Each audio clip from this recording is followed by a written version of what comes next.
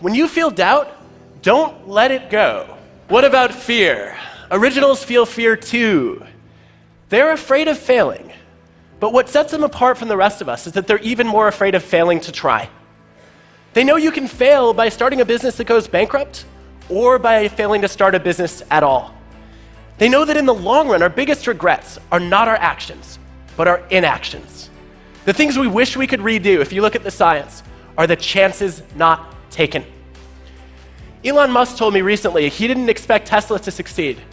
He was sure the first few SpaceX launches would fail to make it to orbit, let alone get back. But it was too important not to try. And for so many of us, when we have an important idea, we don't bother to try.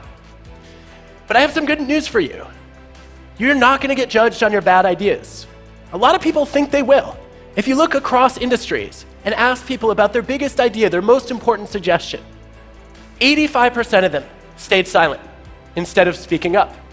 They're afraid of embarrassing themselves, of looking stupid. But guess what? Originals have lots and lots of bad ideas. Tons of them, in fact.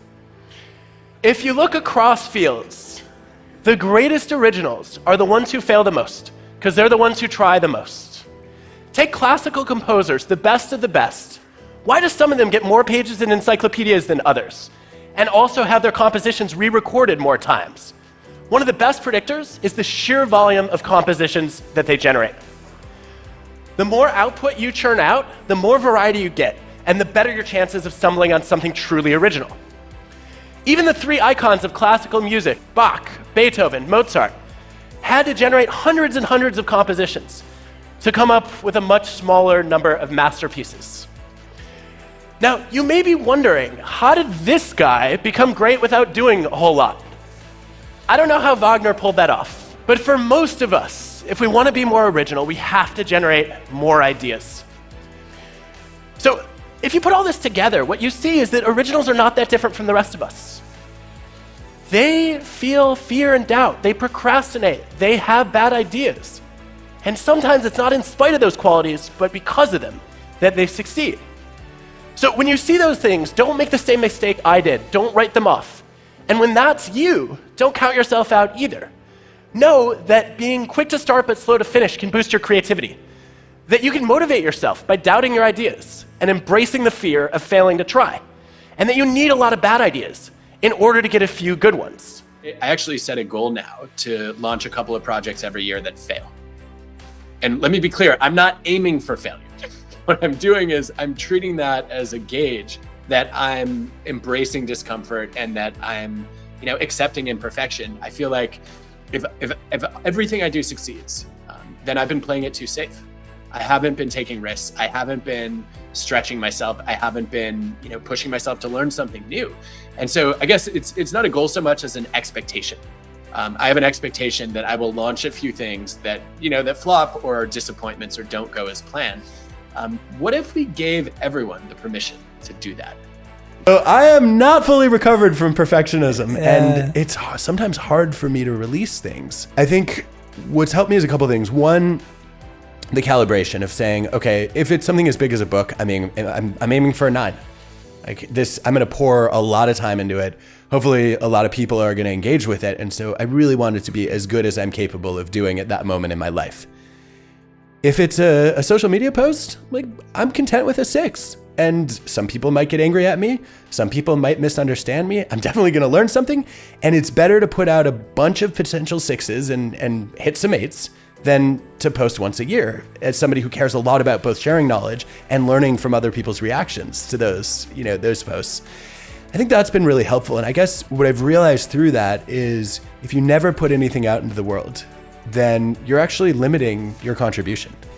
And I think when psychologists study regret, it's pretty clear that in the short run, people are afraid of failing, but in the long run, they're more afraid of failing to try.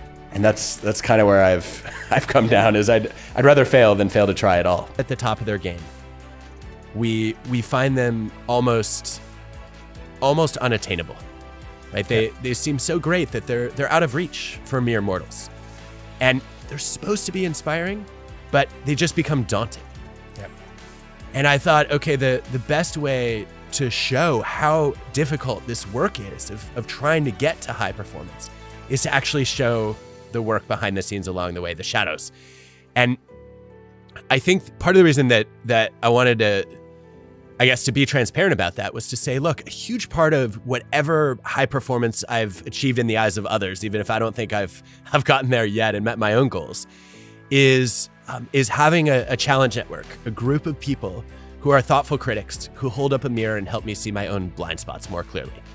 And that's what that group of students did when they were reading drafts of my book chapters. They would tear them apart in service of trying to make them better. And I think that what stops most of us from achieving high performance or even higher performance is that we're more interested in proving ourselves than we are in improving ourselves. Right? Yeah. So we're trying to feed our egos as opposed to fuel our growth. And I think if you have a group of people around you, just like an athlete would with a coach, who are solely there to ask, how can I help you get better? It's really hard not to grow. And I think we should show that work much more often. I had one student write that I was so nervous I was causing them to physically shake in their seats. And another wrote that I reminded them of a Muppet because I moved so awkwardly. And they never told me which one, although my bet is on the Swedish Chef. But I remember reading that feedback and thinking, I can't change that perception. Right? I can't convince them that I wasn't nervous or that I come across as really smooth on stage. All I can do is try to make a better impression the next time.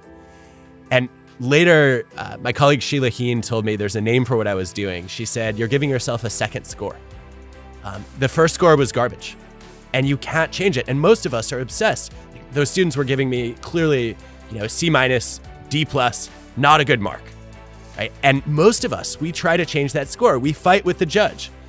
We go to the teacher and tell us, no, I really deserved an A. And what I have found enormously helpful throughout my career is realizing I can't change the first score. All I want to do is ace the second score, which is the response to the first score. So I want to get an A+ for how well I take this C-. And that idea of just saying, you know what, I'm going to rate myself on how well I take feedback, as opposed to, asking, do I want to accept the feedback or not, has made it so much easier to learn from the people around me. Probably the most helpful thing that I learned came from another area where I struggled a lot earlier and probably based on my initial lack of talent should have quit, which was springboard diving. So I basically ended up diving because I didn't make the middle school basketball team or the high school soccer team. And I saw a lifeguard diving at a pool one day and was just mesmerized. I want to learn how to do that. Unfortunately, I walked like Frankenstein. I couldn't touch my toes without bending my knees. I could hardly jump. Very little explosive power or grace. Cut out to be a diver. I was really fortunate to have a coach who saw more potential in me than I saw in myself and said to me on day one, I will never cut a diver who wants to be here. I'll put in as much as you want and as much as you put in. And so we have dive specific goals.